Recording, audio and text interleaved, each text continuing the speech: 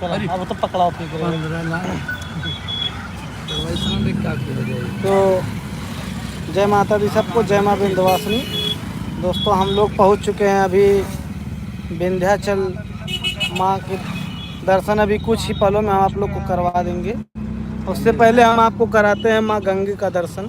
ये देख सकते हैं जैसा कि आप लोग, ये पुल है। माँ गंगे ने किस तरीके से अपने विकराल रूप को अभी समेट लिया है।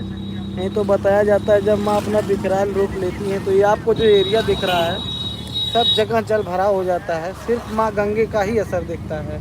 ये आप लोग इधर भी देख सकते हैं, ये वही पुल है। मुझे लगता है कि लगभग 1 किलोमीटर का पुल है जिस पे हम लोग चल रहे हैं, जहाँ माँ गंगा अपने जल से तमाम पतितों को पावन करते हुए आगे बढ़ती हैं काशी विश्वनाथ वाराणसी की तरफ धीरे धीरे। तो अब हम आपको बताते हैं यहाँ की महिमा के बारे में कि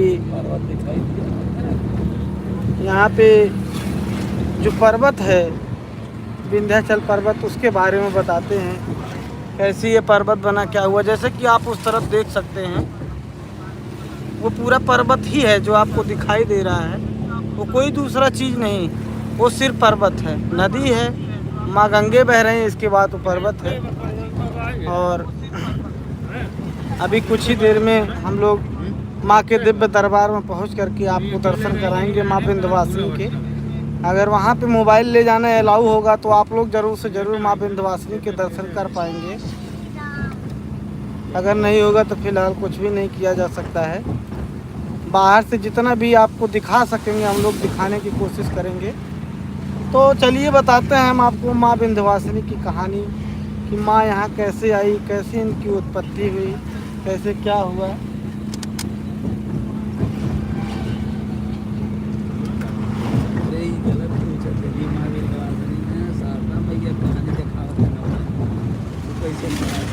हाँ बताओ, तुरंत कुछ बताओ ना।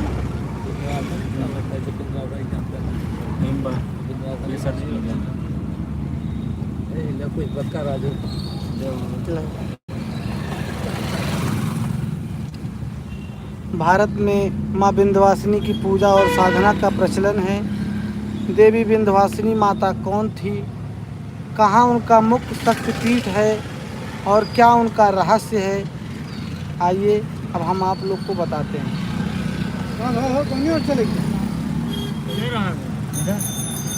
भगवान श्री कृष्ण की माता का नाम देवकी था। जब मथुरा के कारागार में देवकी के गर्भ से अष्टम पुत्र के रूप में भगवान श्री कृष्ण का जन्म हुआ तो उसी दौरान गोकुल में यशोदा मैया के यहाँ एक पुत्री का जन्म हुआ। वसुदेव जी बालकृष्ण को लेकर कारागार से निकल करके यमुना को पार करके जब गोकुल पहुँचे, उन्होंने उसी रात को बालकृष्ण को यशोदा मैया के पास सुला दिया और वो उनकी पुत्री को उठा करके ले आए। यह कार्य भगवान की माया से उन्होंने संपन्न किया। गर्ग पुराण के अनुसार भगवान कृष्ण की माँ देवकी के 7वें गर्भ को योग माया ने ही बदल करके रोहिणी के गर्भ में पहुंचाया था, जिससे बलराम का जन्म हुआ। बाद में योग माया ने यशोदा के गर्भ से जन्म लिया था। दोस्तों भगवान विष्णु की आज्ञा से माता योग माया ने ही यशोदा मैया के यहाँ पुत्री के रूप में जन्म लिया।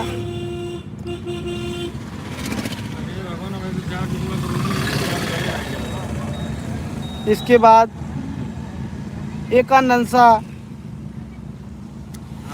उस पुत्री का नाम रखा गया। कंस के बालकृष्ण को बचाने के लिए योग माया ने जन्म लिया था।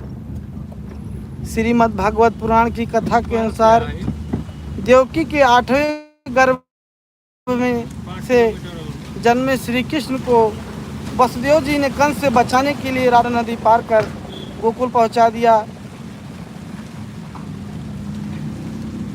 वहां पर यशोदा के गर्भ से पुत्री के रूप में जन्मी भगवान की शक्ति योग माया को चुपचाप वे मथुरा के जेल में ले आए थे। कहते हैं कि योग माया ने यशोदा के गर्भ से जन्म लिया था। इनके जन्म के समय यशोदा गहरी निद्रा में थी।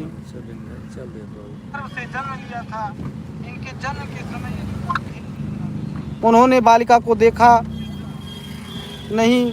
जब आंख खुली तो उन्होंने अपने पास पुत्र को पाया जो कि कृष्ण के रूप में थे। बाद में कंस को देवकी की 8वीं संतान का जो समाचार मिला तो वह कारागार पहुंचा। उसे यह सुनकर आश्चर्य हुआ कि पुत्र की जगन कन्या का जन्म कैसे हुआ। आकाशवाणी तो देवता के 8वें पुत्र द्वारा मेरे वध की बात कही गई थी, फिर पुत्री कैसे हो गई। कंस ने सोचा कि विष्णु का छल हो सकता है, इसलिए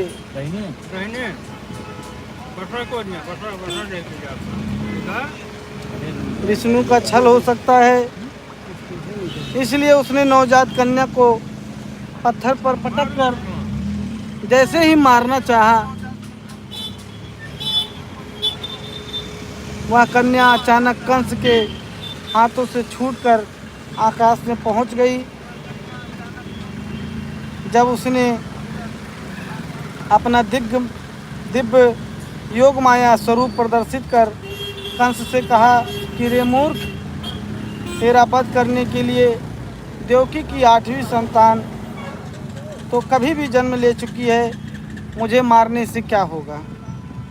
बाद में देवताओं ने योग माया से कहा कि देवी, आपका इस धरती पर कार्य पूर्ण हो चुका, तो अतः आप देवलोक चलकर हमें कृतज्ञ करें। तब देवी ने कहा कि नहीं, अब मैं धरती पर रहकर भिन्न भिन्न रूपों में रहूंगी। जो भक्त मेरा ध्यान करेगा मैं उसे उस रूप में दर्शन दूंगा। अतः मेरी पहले स्थान की आप विंध्याचल में स्थापना करिए। तब देवी ने जब यह बात कही तो देवताओं ने विंध्याचल में एक शक्तिपीठ बनाकर उसकी स्तुति की और देवी वहीं विराजमान हो गई। श्रीमद् भागवत पुराण में देवी योग माया को ही विंध्यवासिनी कहा गया है, जबकि पुराण में उन्हें सती का अंश बताया गया है। शिव पुराण के अनुसार माँ विंध्यवासिनी को सती माना गया है। सती होने के कारण उन्हें नवदुर्गा कहा जाता है। आदिशक्ति देवी कहीं भी पूर्ण रूप में विराजमान नहीं है, लेकिन विंध्याचल ही एक ऐसा स्थान है जहाँ देवी के पूरे विग्रह के दर्शन होते हैं। शास्त्रों के अनुसार अन्य शक्तिपीठ में देवी के अलग अलग अंगों की प्रतीक के रूप में पूजा होती है। मान्यता के अनुसार सृष्टि के आरंभ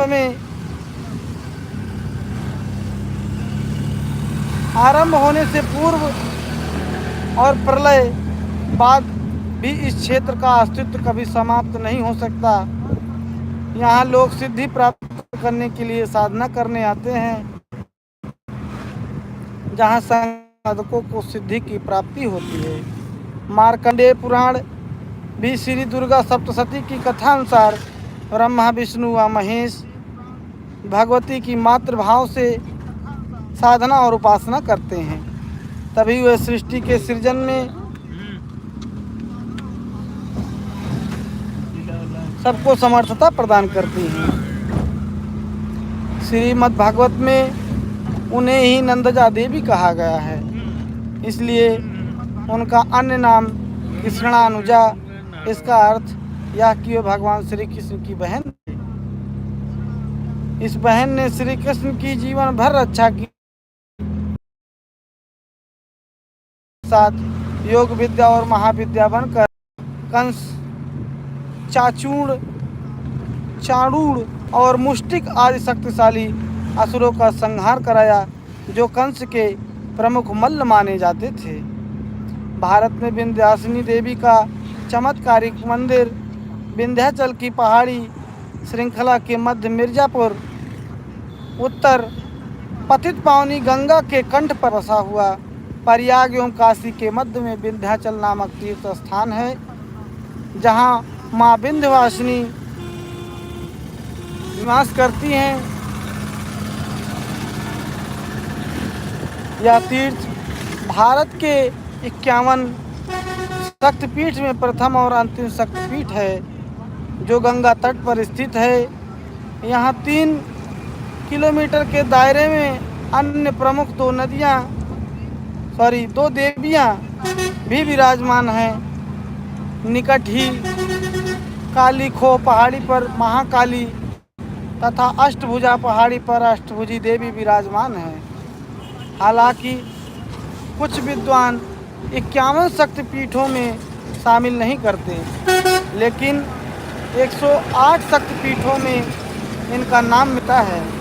बोलो विंध्यवासिनी मैया की। जैसा कि अभी मैंने आप लोग को बोर्ड दिखाया, अब हम लोग काफ़ी करीब हैं माँ विंध्यवासिनी के। सर्वप्रथम हम लोग जाएंगे माँ विंध्यवासिनी के दर्शन करने। दर्शन करने के बाद हम लोग अष्टभुजी जाएंगे। अगर समय बचता है तो समय के मद्देनज़र रखते हुए हम लोग यहाँ से सीधे काशी विश्वनाथ से होते हुए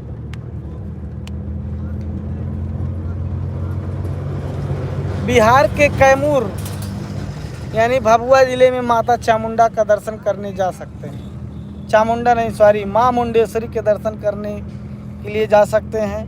अभी वो तय होगा कि कितना समय लगेगा। जैसा कि आप लोग देख सकते हैं, ये वही सब पर्वत है, ये वही पर्वत है जो आपको दिख रहा है। चारों तरफ बीच में रास्ता है, चारों तरफ पर्वत ही पर्वत है। तो हम लोग उस जगह पे पहुंच चुके हैं। आगे अभी कुछ ही क्षण में हम लोग माँ विंध्यवासिनी के दर्शन करने के लिए पहुंच जाएंगे। सबसे पहले पहुंच करके माँ गंगा में स्नान करेंगे। स्नान करके फिर पुनः दर्शन के लिए पधारेंगे।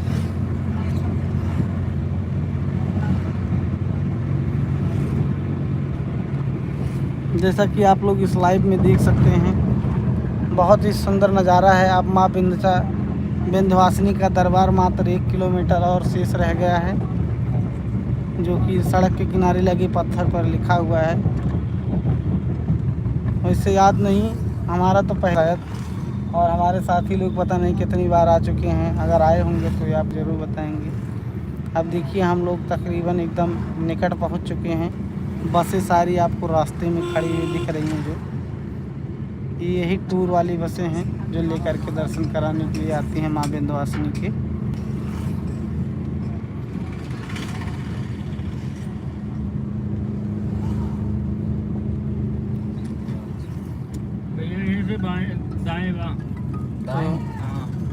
हम लोग पहुंच चुके हैं।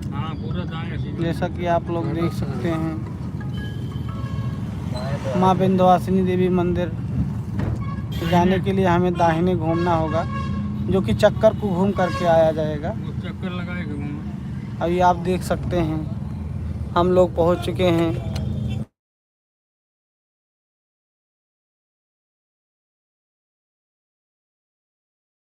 दर्शन के लिए 1 किलोमीटर ये देख रहे हैं धाम बचा हुआ है। आप लोग थोड़ा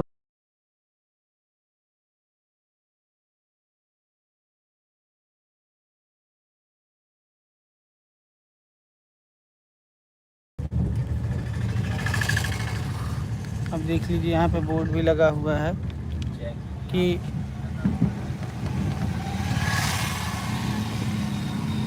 देख सकते हैं अंदर जाने के लिए एक पुल वाला रास्ता है, ऊपर से रेलवे ट्रैक है।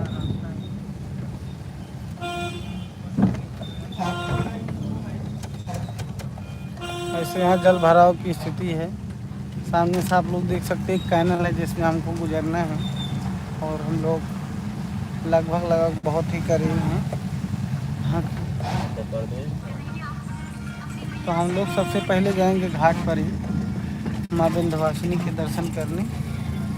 आदिशक्ति जगत जननी माँ जगदम्बी स्वरूपा चिदानंद स्वरूपिणी आदिशक्ति जगत जननी जगदम्बे माँ विंध्यवासिनी, जो कि माता पार्वती की 9 रूप हैं, जैसा कि आप लोग को पता ही है।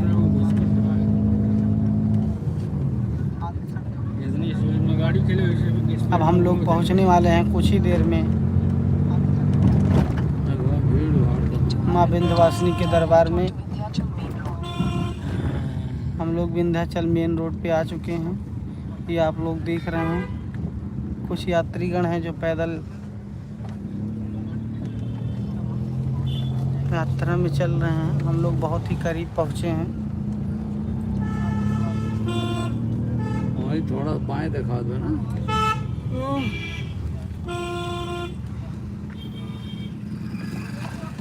नहीं जा पाएगा। ठीक है। मंदिर आ गया भैया, गाड़ी लगाइए, कोई पार्किंग का शुल्क नहीं है। मंदिर पे दुकान है, माला फूल माँ का दर्शन करो।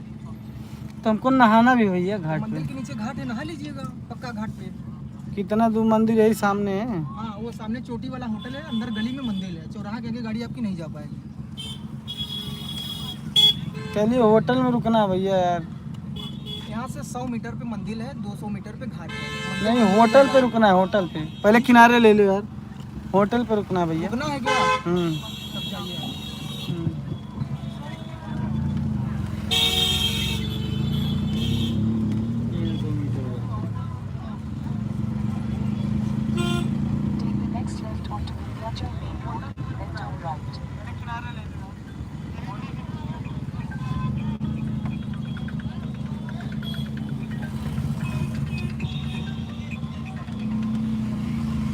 हेलो, हाँ चल आगे चल रहे हैं, चलो। हेलो।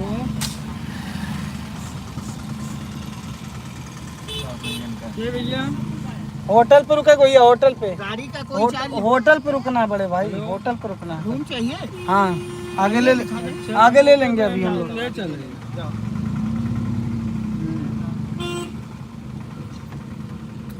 4-5 मिनट पहरे लगो कहाँ जाए तो यार। हम है ना मेरे बड़े भाई, हम जहाँ जा रहे हैं हमको जाने दो। गड़बड़